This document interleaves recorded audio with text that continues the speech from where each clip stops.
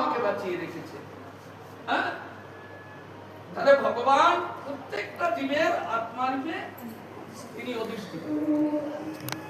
আমি একটা বিজ্ঞানের পত্রিকা পড়েছিলাম, আমি মাঝে মাঝে বলে থাকি আত্মা কিছু চুলের আগা আমার হাতে। ব্রহ্মাকে দৈববাণীতে পুনরুক্তি করে বলছেন ভগবান, এর এক একটা আগাকে 10,000 খণ্ডে খণ্ডিত করো, যে চিকন হবে সেটি তুমি ঢুকিয়ে দাও। তাই যদি মাতৃগর্ভে আমার মধ্যে না দিতেন আমিও মারা বেরোতাম।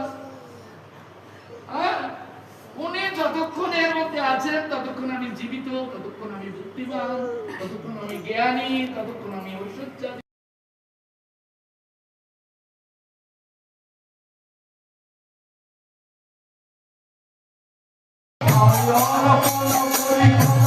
হে